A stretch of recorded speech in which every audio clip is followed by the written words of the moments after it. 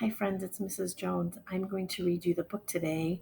I couldn't really find a good celebration book to celebrate the end of the year, but I did find a Curious George book that I really liked. And I love Curious George, and I hope you guys do too.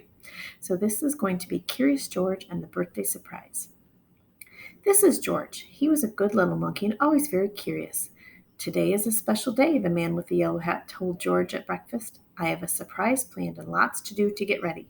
You can help me by staying out of trouble. George was happy to help.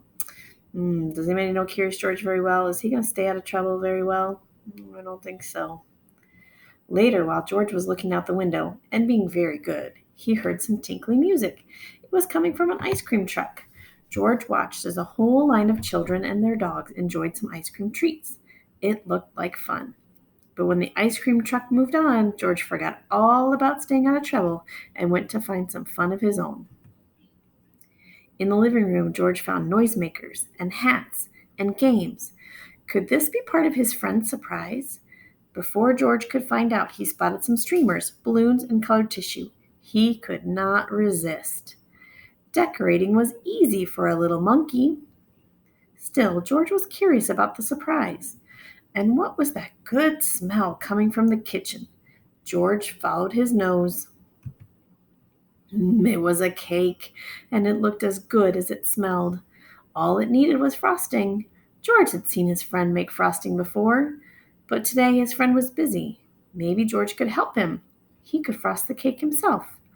First, George put a bit of this in the mixing bowl. Next, he added a bit of that. Then he turned the mixer on. The frosting whirled around and around. It was whirling too fast, but when George tried to stop the mixer, it only went faster and faster and faster.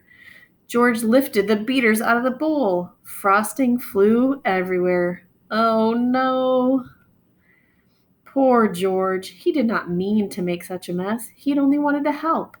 Now, how could he clean up the sticky kitchen? Just then, George heard the tinkly music again. The ice cream truck was coming back up the street, and George had an idea. Quickly, he opened the door and invited all the dogs in for a treat. In no time, the kitchen was as clean as a whistle. When the dogs finished their snack, George took them back outside.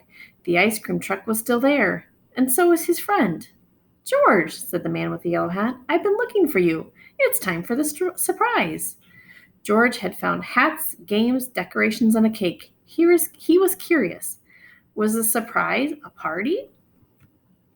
Yes, it was a party. George was happy to see all of his friends. They were glad to see George, too.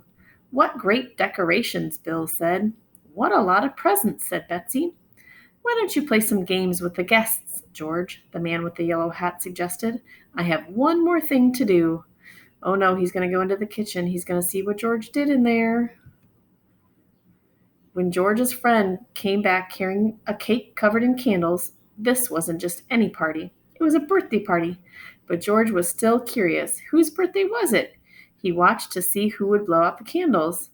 The man with the yellow hat put the cake down right in front of George. That was a surprise. It was George's birthday. The party was for him. Everyone sang happy birthday. Then George took a deep breath and made a wish. Happy birthday, George. The end.